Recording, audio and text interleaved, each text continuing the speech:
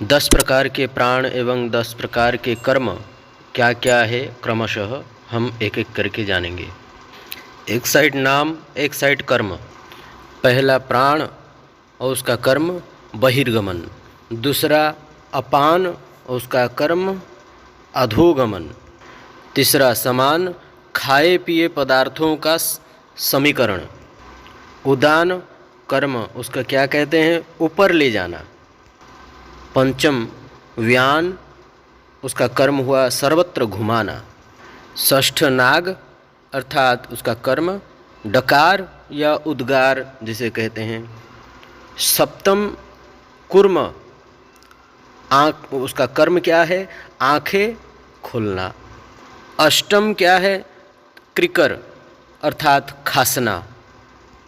नवम देवदत्त, कर्म उसका क्या है, जम्भाई लेना।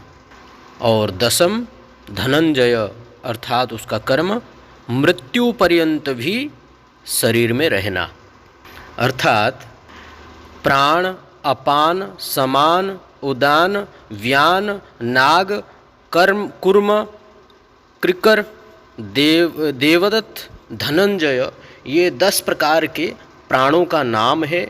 और इन 10 प्रकार के प्राणों का कर्म क्या है, बहिर्गमन, अधोगमन, खाए पिए पदार्थों का समीकरण, ऊपर ले जाना, सर्वत्र घूमना, डकास अर्थात उद्गार, आँखें खोलना, खांसना, जवाई लेना और मृत्यु पर्यंतम भी शरीर में रहना।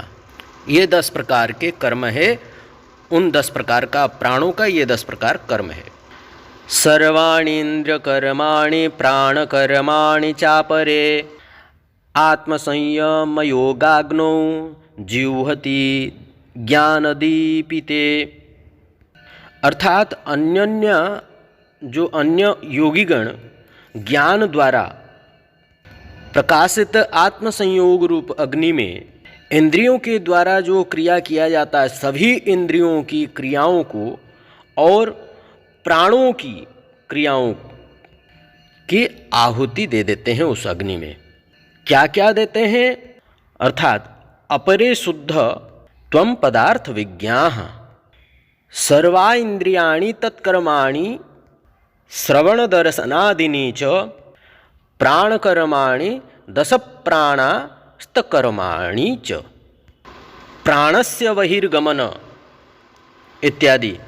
अर्थात प्राण, अपान, समान, उदान, इस प्रकार का इत्यादि 10 प्रकार के प्राण और उनके कर्म, बहिर्गमन, अधोगमन, खाए पिए पदार्थों का समीकरण इत्यादि 10 प्रकार के कर्म शुद्धिरेवाग्नि तस्मिन् जुहति।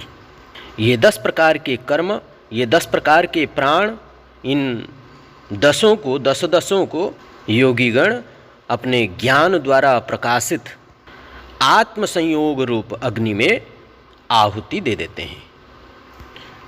अपरे अर्थात शुद्धत्वम पदार्थ के ज्ञाता समस्त इंद्रियों और इंद्रियों के श्रवण दर्शनादि कर्मों को 10 प्रकार के प्राणों और 10 प्रकार के कर्मों को आत्म संयम कर, अर्थात त्वम पदार्थ के संयम, जिसको शुद्ध कहते हैं, शुद्ध संयम रूप अग्नि में होम करते हैं। अर्थात मन, बुद्धि और इंद्रियों और 10 प्राणों को भली भांति लीन कर देते हैं।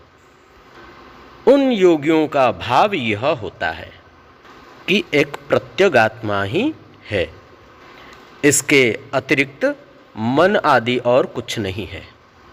इस प्रकार का उन योगियों का भाव है। परंतु इनसे परे भक्त क्या करते हैं, सर्वधर्मान, सब धर्म को परित्याग कर देते हैं और सबको परित्याग करके मन, बुद्धि, अपना इंद्रियों को भगवान की चरण कमल में लगा देते हैं और भगवान का निरंतर सेवा करने लग जाते हैं, अन्याभिलाषिता शून्य होकर। सर्वोपाधि विनिर्मुक्त तत्परत्वेन निर्मलम हृषिकेण हृषिकेश सेवनम भक्तिरुच्यते। अर्थात शरीर रूपी उपाधि मूल है इसका। शरीर यदि के प्रति यदि हमारा आसक्ति रहेगा, शरीर के प्रति यदि हमारा आसक्ति रहेगा तो इस संसार का प्रति तो अनिवार्य है आसक्ति होना।